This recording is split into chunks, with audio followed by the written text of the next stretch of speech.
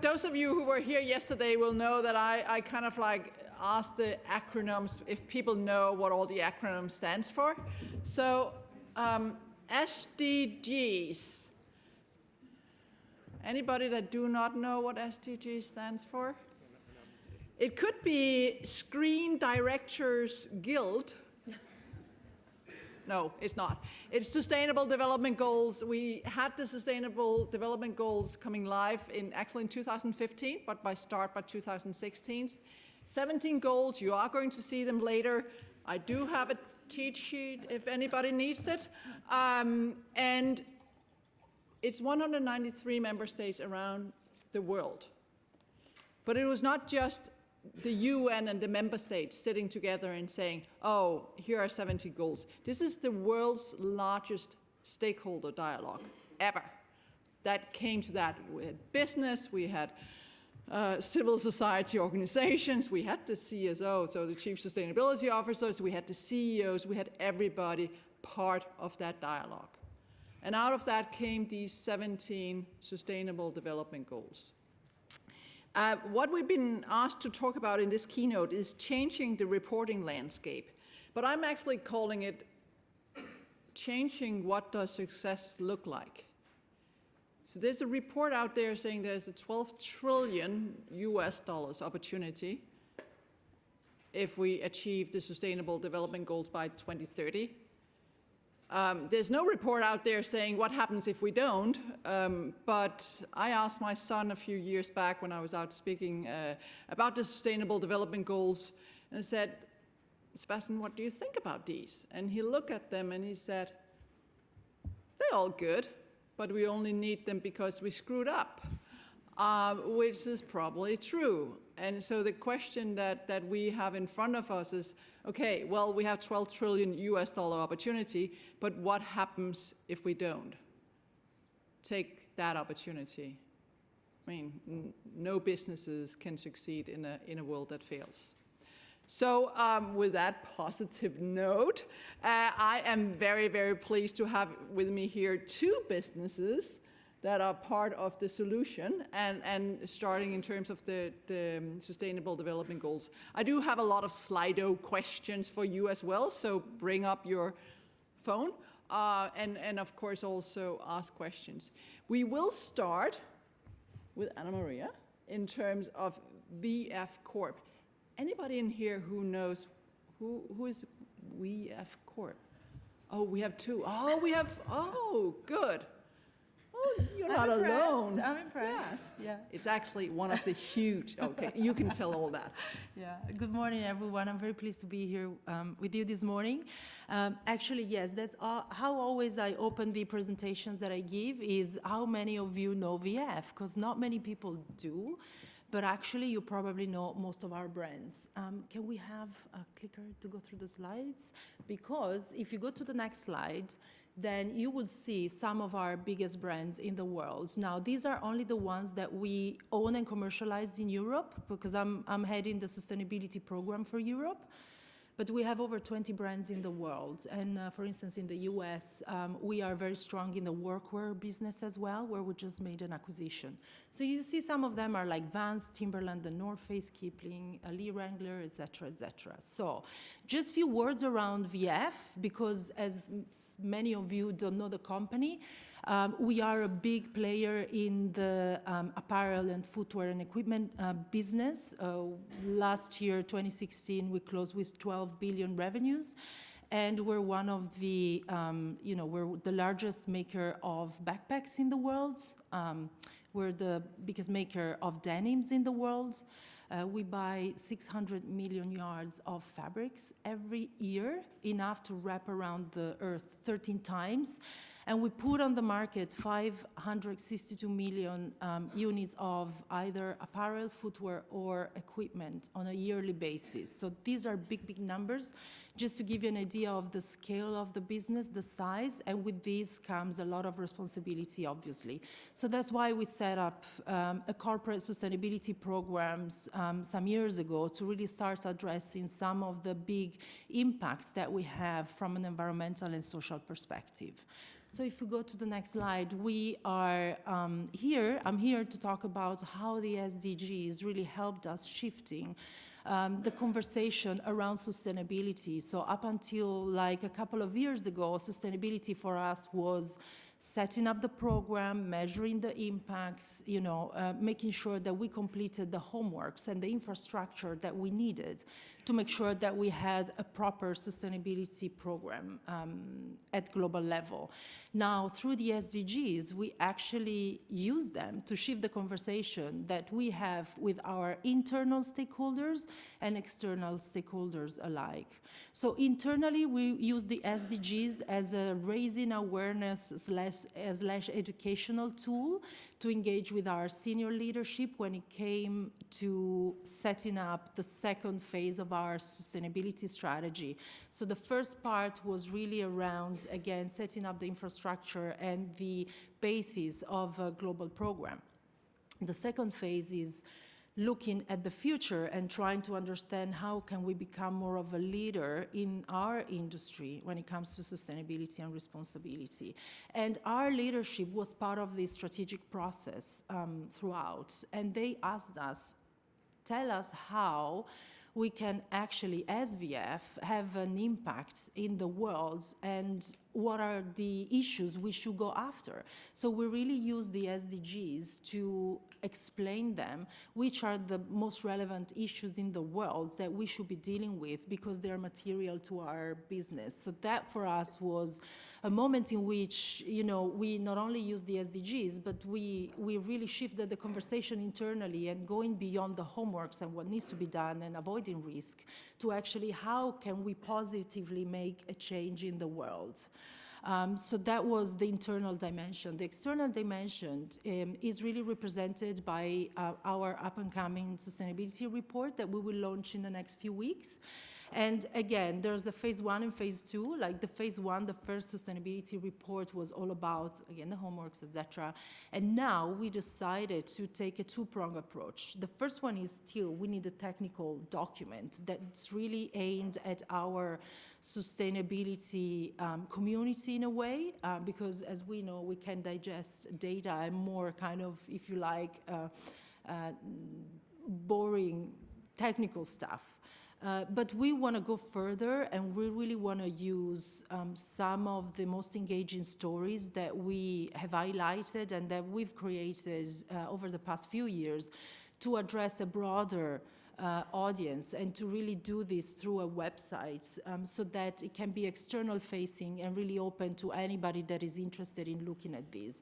And we did this on the basis of the SDGs, and again, going back to the most material issues for us, because also we get a constant flow of questions from our retailers that are our big clients, from our customers, from our consumers. We get so many questions. And sometimes it's really hard to just kind of, with one question explain how we approach sustainability. So we thought that through storytelling and through a website, this would be a good way to do it. Now, with my last slide, I really want to make a reference to the Sustainable Development Goals that we address through our programs, because we do have a very strong program across the world, from supply chain to our brands as well. So we do have that at corporate level and at brand level alike. So the first SDG that we addressed that is very material to us is number 8, and is the good jobs and economic growth. And the way we link this to our program was to set up what we call a responsible sourcing program, which is a program fully integrated in our supply chain that looks after 4 main pillars.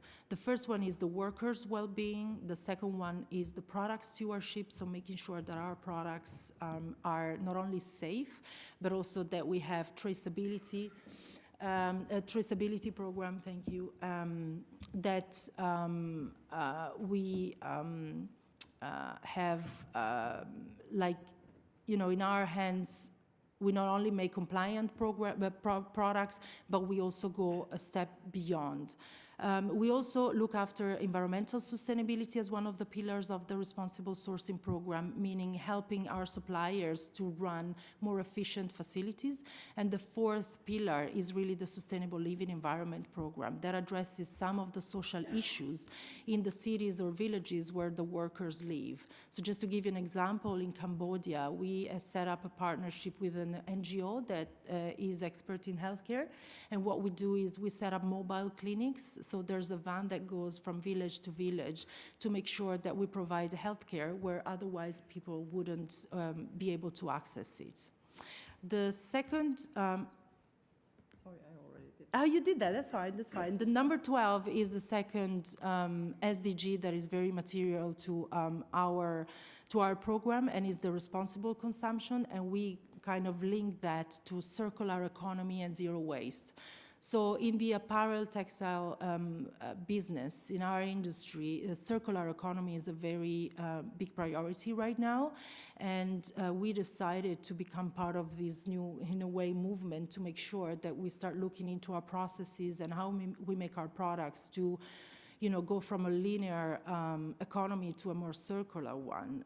We signed actually a letter, which is the fashion commitment letter that was launched at the Copenhagen conference back in May.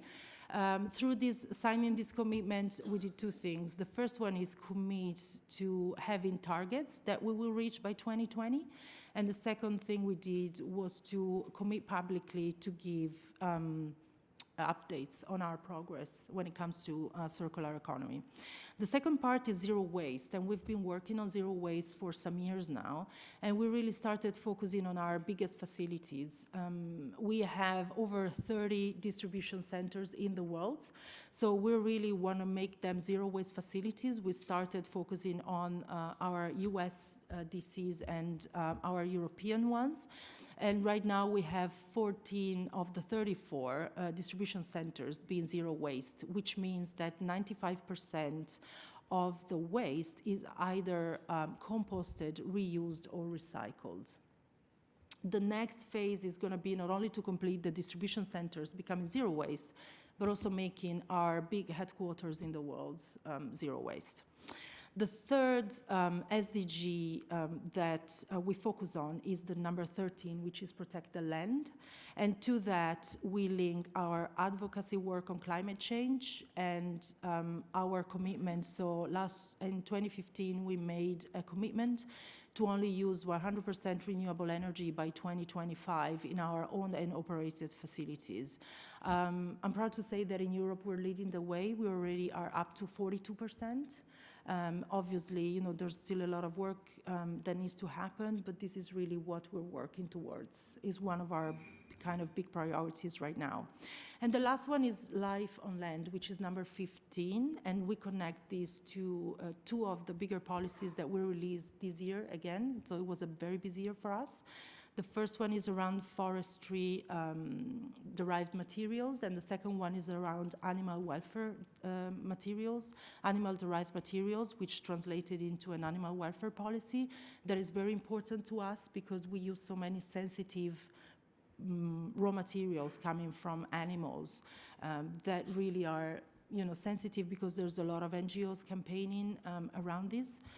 So some of the commitments we signed up to through this policy is to stop using Angora, for instance, to stop using real fur, to only use certified down and certified through the responsible down standard, which we actually, as the North Face, created to then donate it to the industry for the benefit of the industry. And right now we have over 70 brands in the world using it. So just to give you some highlight as to how the SDGs really helped us making some of our biggest priorities stronger and making them more easier to communicate internally and externally, and really using them as a way to engage with our stakeholders. Perfect. And you will hear we talk very, very fast because we have only 30 minutes to Vision 2030, which is not a lot of time. David, that brings me to you. Grant, thank you. I'll jump up here. It's very good to be the only man on a panel. It's very refreshing. So Aviva is a global insurance company. We do pensions, investments, healthcare, general insurance. We've been at the sustainability game for a long time. I just wanted to share very briefly what we think what I think some of the benefits are, some of the remaining challenges and opportunities for us around the SDGs. And I want to try and be quite honest about kind of what it's like as a practitioner wrestling with this framework. Firstly, I think it's a fantastic organising framework. So we were involved in the consultation. We seconded our Chief Marketing Officer to be part of the leadership of the Global Goals campaign to get these publicised globally. Our graduates go out into schools globally doing the world's biggest lesson, trying to publicise on it. I think the UK, shamefully, has the lowest awareness of the SDGs amongst the consumer base of any country in Europe. And you can guess who's top, the Finns again. But I think we're really low. We're like 24% or something like that.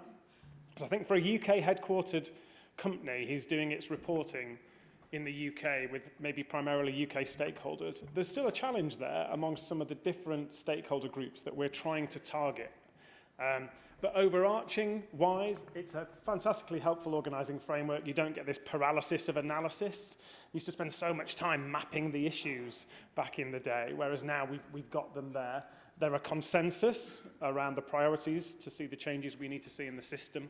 So you can have a lot of confidence working with them. We've seen that work really well with some of our more emerging market guys where they've got higher awareness of this, they can reach for this, and it's some sure ground for them, it's some solid ground. So in some of our Asian markets, young markets like Poland, where the awareness is higher, they reach very quickly for this as the framework.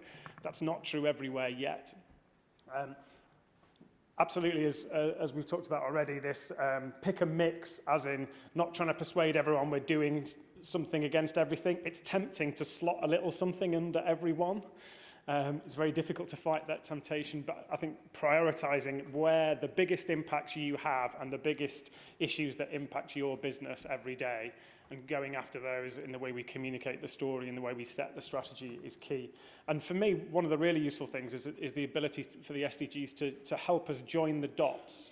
So this kind of journey beyond financials into integrated reporting and the kind of value we're creating can be done in lots of different ways, but I think using the SDGs to join the dots between the purpose you have as a company and the value you create in society is really useful. So there's lots of good things, but I've already mentioned some of the challenges. I don't think we've got settled best practice in this area at the moment. Mark was out at the UN and actually spoke to the council. He's our CEO in 2015 at the launch and has been back every year since. So they've been a very big part of our agenda. However, we haven't structured our whole CR report, or in fact, we killed our CR report. We don't even have one. We haven't structured our strategic report in terms of integrated reporting, the narrative at the front end of the ARA, around the SDGs. And we just had another conversation as to whether we'll do that. Maybe this year. I don't think we will, because I'm not sure the stakeholder community is ready for that. And there's something really powerful bottom right for me around what's our corporate purpose and strategy and what does that contribute. That's going to be the most authentic story to an investor. That's going to be the most authentic story to the FD when I'm trying to get internal influence. That's going to be the most impactful story for our employees, because that's who they work for. And then finding the relationship between that and the SDGs. I think you can come at that from different perspectives, and I'm really intrigued by some of the best practice, Ashel. But look out for your report in a couple of weeks. It's really interesting to see how you guys, probably as well as we, are wrestling with that subject. I do think at a very minimum, this idea of highlighting the most material issues, outlining the commitments you have against them, and also the actions that you're taking, and then reporting back on those is essential. And we've been reporting now for a couple of years against the SDGs, and we'll do so in more detail this year when we publish in end of Q1 2017. I think this stuff's best seen in action, as in anything in our communications. So one of the great things that we've been involved in is the corporate human rights benchmark. I don't know if you're aware of that, Google it if not. So you've got about $60 trillion globally that's moved around the world by investors who are signatories to the principles of responsible investment. That's a huge amount of capital. Now, at the moment, capital is incentivized in certain ways to flow into stuff that we might not think is great for the future of the planet and society.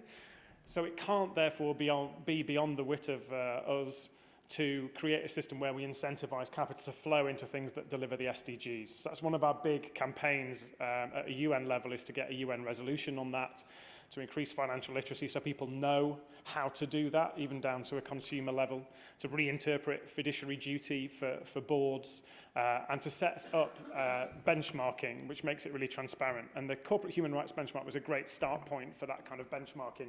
So you can literally go in and say, it maps the kind of riskiest sectors when it comes to human rights. So you can go and look at apparel, you can go and drill down to a specific company, and you can see, well, they might be really, really good at addressing issues when they come up, but they've got rubbish policies, they've got rubbish governance, and hey, no wonder they're good at addressing issues when they come up, because they're coming up all the time.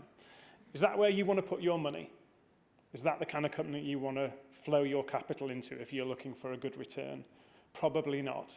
So you create a race to the top.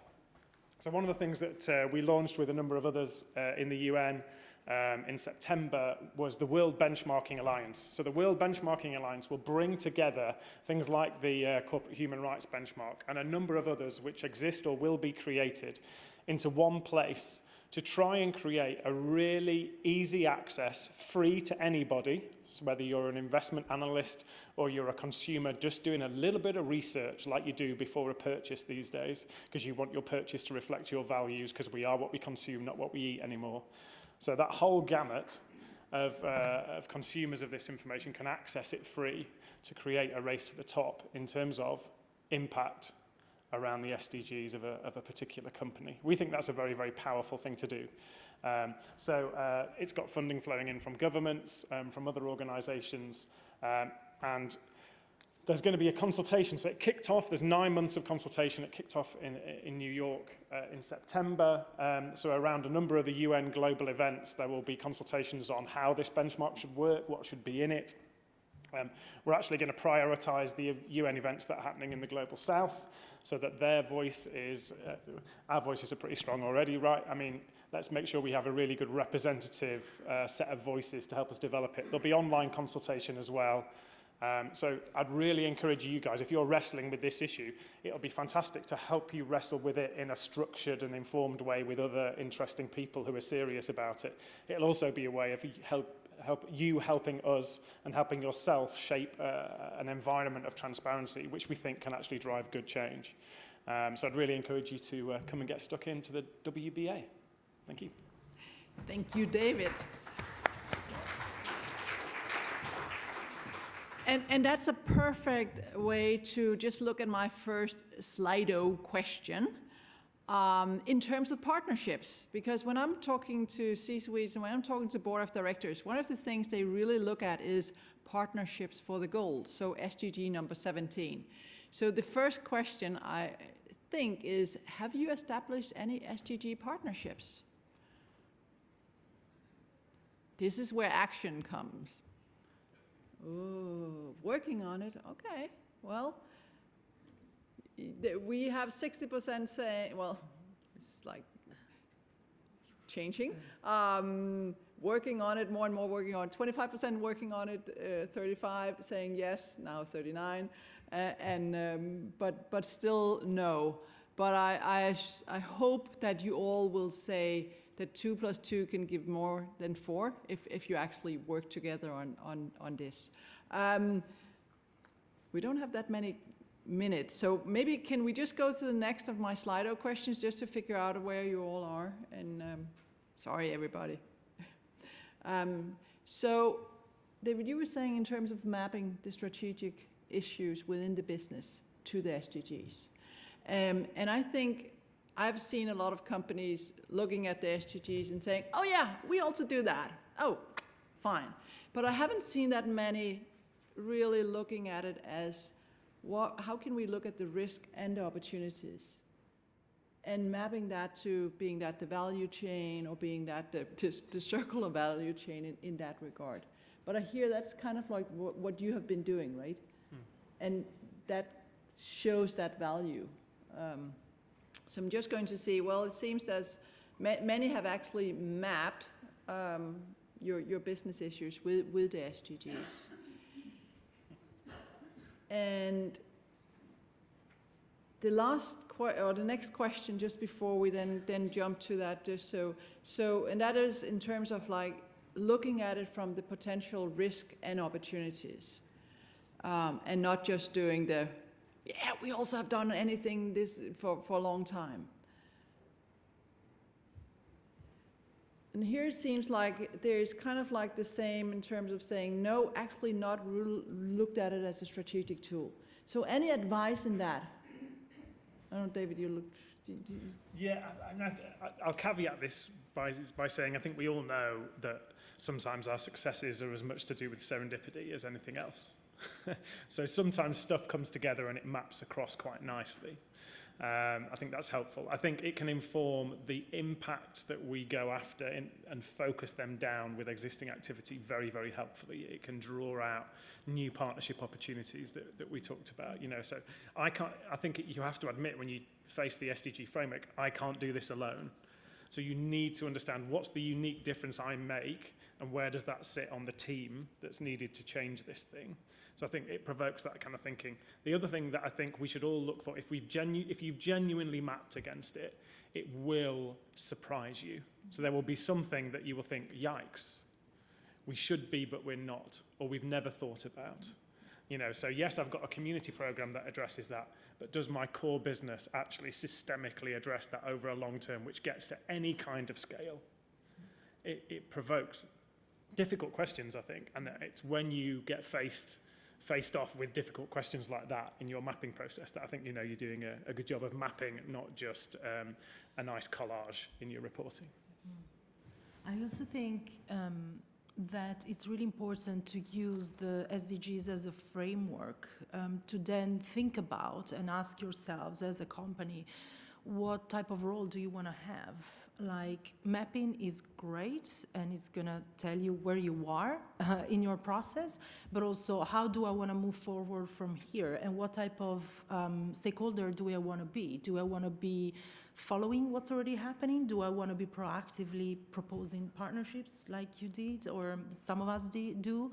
So I think, we've been using them to really ask ourselves some very important critical questions as to how we want it to be in the industry and what role we want it to play. So I can see there's not that many of you that want to know how, so I'm not going to ask you how you did it. Any questions from all of you? Maybe we have Slido questions. No? Oh my goodness, that's amazing. Is the one in the back? Okay, two in the back, okay. Three. Ed, you can. Hello, thank you for the presentation, really interesting. Personally, I love the SDGs. I'm Raymond Versteeg from an NDB Bank, the Netherlands.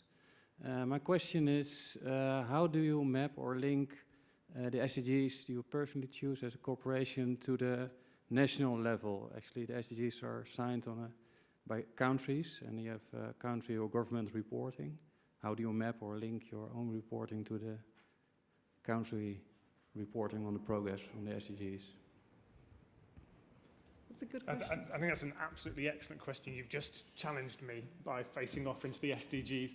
And it's really frustrating that the UK isn't doing more, actually. So it would be great to be part of a fantastic UN report done by the UK government next year, because we didn't do it this year, and not just something that's kicked to DFID, but that involves, yeah, we could be doing a lot more in the UK. I think we don't do our sustainability reporting by country, so we don't break it down at that level, but I think what we are seeing is certain countries taking up that baton locally, so for them as a business, for them as a brand. So I think we're seeing that happen I mentioned Poland, I think some of the Asian markets as well. That's exactly the kind of thing. And I think that's really empowering as well for those of us who work for global businesses, for our local entities to feel significant in their community, not just within our global group. So I think that's a very powerful lens, and I might encourage it more. Thank you. Yeah, along the same lines, we don't report by country, we report globally. So we haven't been through this exercise yet. So we'll see whether this is something that we're going to do or not. What we see in our industries is a lot of the European governments being very interested when it comes to issues such as transparency in supply chain.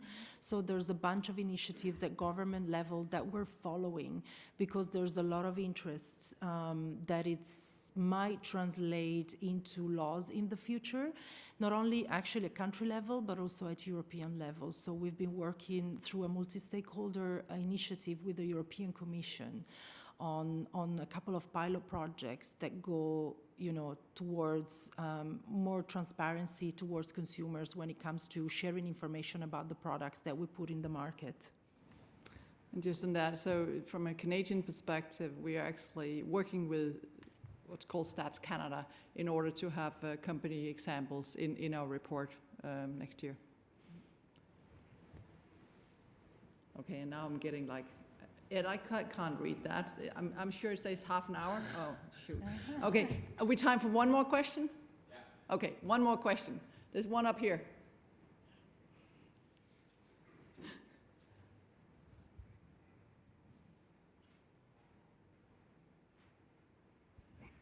Thank you. The KPMG report earlier highlighted that, this is more for Mr. Aviva, that I know the financial services industry has not really done a lot yet in terms of, in the broad sense, CR. And insurance, just like banking, your kind of supply chain are the companies or individuals that you actually write policies for. So especially in the corporate sector, how far actually do the SDGs get involved in terms of establishing what type of companies and how they actually adhere to the policies themselves? Yeah, very, very good question. And that's exactly what we're trying to get at with the benchmark, is to incentivize that kind of behavior. But it does take the financial services companies to flow that through, because that's where the big impact. So for us, we identified quickly that our investments are probably our biggest way to change the world in terms of the money that we move around. So, and actually sometimes that's not always about just divesting.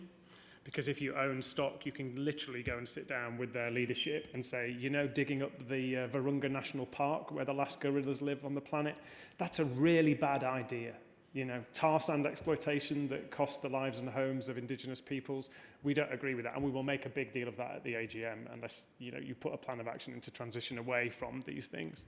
So I absolutely think that's true. And I think that's probably true for all of us in the room in terms of what's our value chain and understanding where we can have the biggest impact. And for us, it is absolutely about things like active engagement through responsible investment and having those dialogues. So we're also looking at it in terms of supply chain. Things like modern slavery, human rights are starting to be embedded. There's absolutely no reason why the broader NG lens can't be embedded in the supply chain management, etc. So great question. And I guess I have to say we have to end the session. I have a little present for both of the speakers, an SDG pen, so you can show that. And then I just so actually there was a Wall Street Journal yesterday had an article about a long-term stock exchange.